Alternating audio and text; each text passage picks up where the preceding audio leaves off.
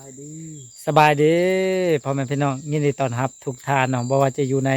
ประเทศต่างประเทศเนาะบาวลีก็ขอต้อนรับเข้าสู่ซองของบาวลีอีกคือเก่าคือเดิมพ่อแม่พี่น้องมาพบพอกันในมื้อนี้เนาะก็คือ เป็นไอพ่อแม่พี่น้องขอโทษขออภัยน้ำเนาะก็คือมานำน้องเลื่อมแล้วก็น้องจำพูดอยู่เทิงมุ่นน้องจำเนาะพอเขามาเฮ็ดภารกิจอย่างเรื่องมื้อนี้ไปตัดใหม่มาตัดไม้เนาะเลยตัดไม้จะไปเฮ็ดอห้างหยังก็ห้างปลูกผักบอนเฮ็ดเฮือนโฮมนะปลูกผักกาดเพราะว่ายามนี้หั่นมันเป็นยามฝนเนาะบ่อยากให้ฝนถึกแต่ว่าเฮาก็ได้เฮ็ดแล้วแหละเนาะแต่มันไม้เฮามันน้อยโพดแล้วก็มันลุ่มเนาะเฮาก็เลยว่าเสียสละเวลามื้อหนึงมาตัดไม้อยู่ในป่าไปแหละไปเนาะโอเคไปเบิ่งไปชมนํกัน ว่าเฮาจะได้ไม้น้อยหลายปานใดเนาะในมื้อนี้โทษเส้นทางที่เฮามาพ่อแม่พี่น้องรถเท่านี้ค่าวีอยู่2-3บอนพุ่นแหละเนาะกาเส้นทางมันฝนตกพ่อแม่พี่น้องเนาะฝนตกแห้งเลยแหละช่วงนี้เป็นช่วงหน้าฝนแดดเนาะพุ่นเดี๋ยวนี้ก็ฝนย่อยๆมาเนาะถ้าหากว่าฝนตกแห้งนี่เฮากลับบ่ได้เนาะ ในมื้อนี้พุ่นทางที่เฮาจะไปตัดไม้พุ่นละป้าตัวเรือพักใดไม้เล่มนึงเลยเนี่ยเรืออายบ่ไปก็ได้ติเนาะ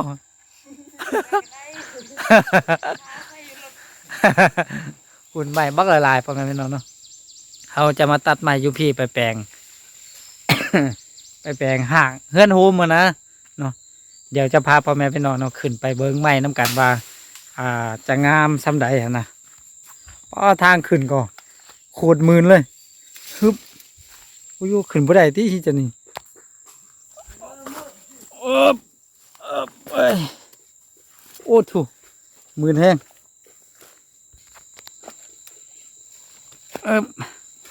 ฮึบอึบเอ้ยโอ้กับลูกป้ามืนแท้โอ้ย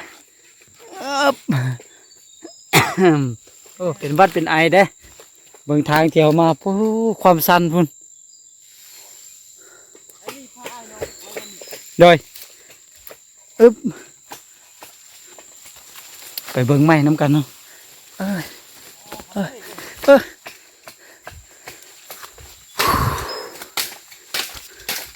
พุ่นเหลี่ยมหักตัดได้เล่มนึงละจำพุ่นนี้ชื่อจำเนาะนี่เหลี่ยมป้าไม้ลายอยู่นี่แทงเอาเนาะถ้าตัดไปล้อมคอกบได้เนาะล้อมไปให้มันออกนะพอดีว่าเลี้ยงกบพ่อแม่พี่น้องเลย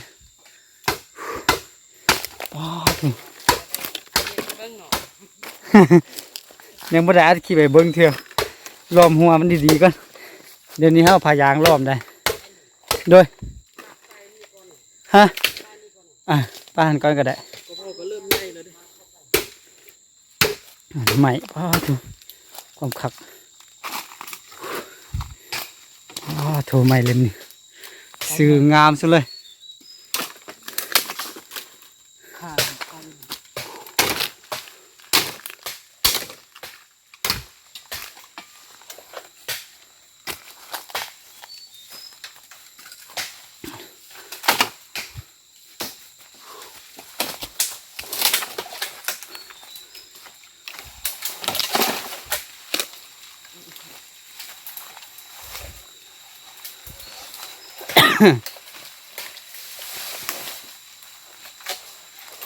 ไม้นี่เล่มงามๆพ่อแม่พี่น้องเดี๋ยวเนาะเดี๋ยวบาวลีจะตัดไม้ก่อนขอเวลาตัดไม้ก่อนแล้วมาเบิ่งน้ำกันเนาะว่าเขาจะตัดได้น้อยหลายๆซ้ำใด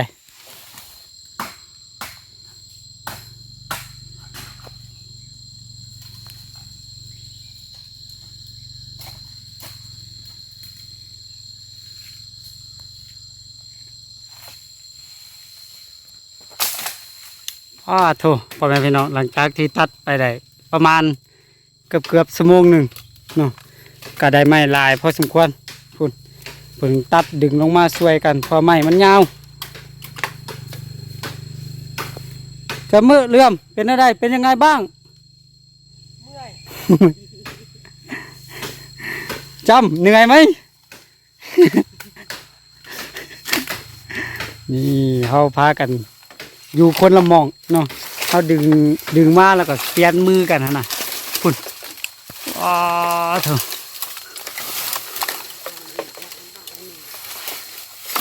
มันเกาะทั้งเทิง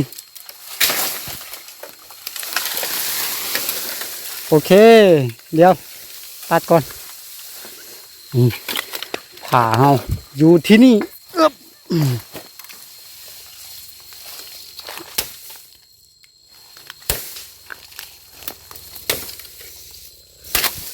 เรียบร้อยยาวสมควรไหมคอยตัดคอยเอา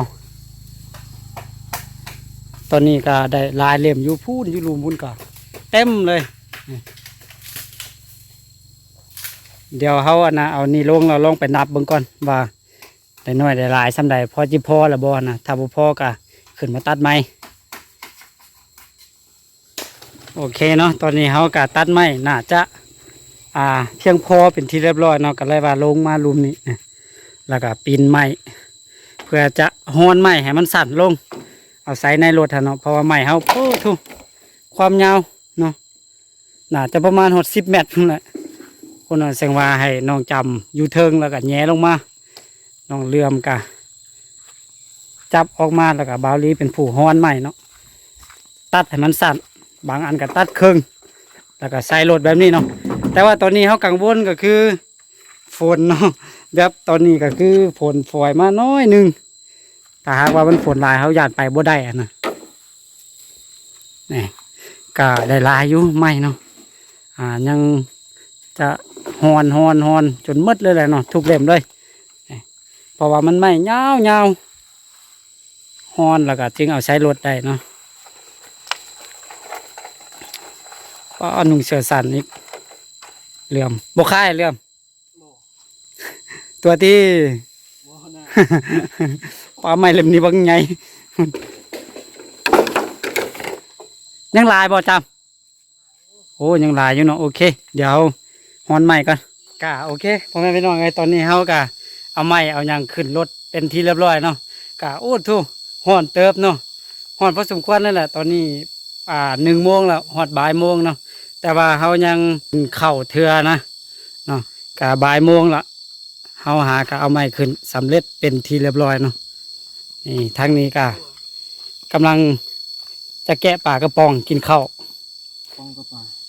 ภาษากระมูว่าจะได้ปลากระป๋อง ป้องป้า ปองกะป้องกะ มือ ป้องกะ ปลาเป็นกะเด้ปลาถั่วคือหางหมูเลยเนาะ โรง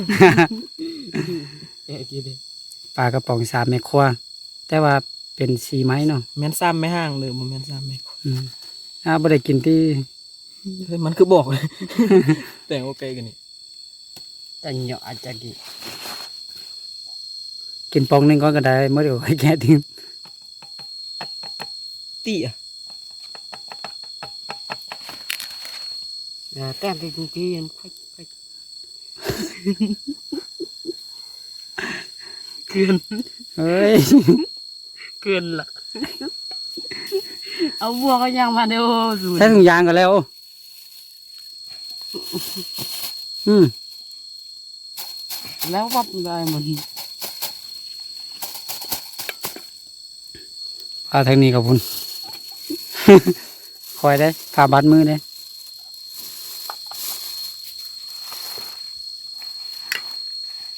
แม่โรงเสร็จเลย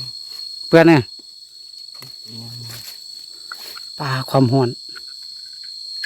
พร้อมไข่ คายพร้อม ดีแต่ว่าแดดบ่ฮ้อนหลายเนาะปุ่นปลาโทษนั่นคือมือแท้ กลับมาเด้อพ่อแม่พี่น้องกินข้าวสวยน้ำกันเนาะบรรยากาศฮ้อนๆเลยในตอนนี้ แซ่บๆน้ ต้องเสียบมันดอก ปลากระป๋องเลย ลุยไป แบบดวนกินดวนเอากินเลยจำเจ้าที่เจ้าทางเด้อ ในเอเปกันปีเรื่องอธิษฐาน อธิษฐาน แม่โดยประการปีนี่ร้อง แปลว่าไง ให้เขากินก่อนนะ ยับอยู่ให้เขากินก่อน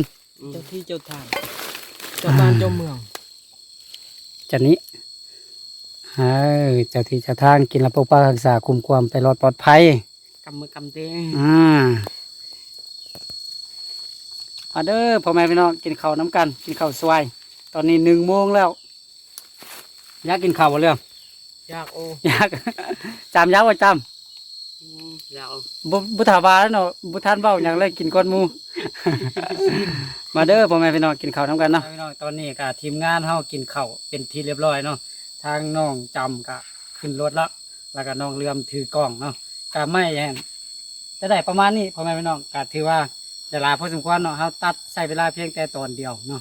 ก็อันนี้เป็นไม้ซอดภาษาไทยบ้านเฮานะแต่ว่าบ่ฮู้ว่าทางฝั่งไทยทางบนอื่นนั่นเพิ่นจะฮ้องแนวใดฮู้เนาะเป็นไม้ซอดมันเกิดตามธรรมชาตินี่เกิดตามธรรมชาติเลยพ่อแม่พี่น้องเนาะพายักเอาเขามาตัดแล้วก็เอาไปใส่นะถ้ามีท่านบาวลีตัดไม้ที่บาวลีปลูกอยู่เฮือนนั่นไปเฮ็ดเป็นเฮือนโฮมเนาะแต่ว่าไม้มันมีน้อยนะมันมีจำนวนจำกัดเนาะเฮาใส่มันห่างแดมันมีฝนตกมาถือลมแล้วก็เฮ็ดให้มันล่มไปเนาะเอาก็เลยว่าส่วนทางน้องจำกับน้องเลื่อมน้องมาตัดเอาไม้นี่แล้วก็จะไปแปลงเฮือนโฮมพอปลูกผักปลูกหอมเอาไว้กินในช่วงหน้าฝนนี่เพราะว่ามันปลูกค่อนข้างที่ว่าจะยากเลยแหละเนาะก็สำเร็จเป็นที่เรียบร้อยเนาะพ่อแม่พี่น้องเนาะก็โดนเติบที่เฮา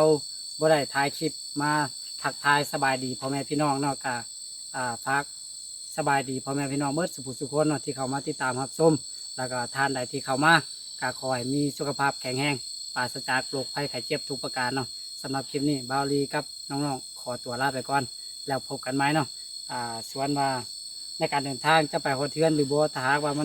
มันคามันยังมีฝนมีอย่างเขาจะอัปเดตให้พ่อแม่พี่น้องให้เบิ่งนำกันเนาะถ้าหากว่าบ่มีคลิป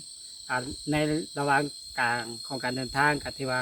เขาก็ไปฮอดงานเป็นที่เรียบร้อยเราค่อยไปเบิ่งว่าเขาจะตั้งในรูปแบบใดอีกทีหนึงเนาะสำหรับคลิปนี้ขอตัวลาไปก่อนแล้วพบกันไหมเนาะสบายดี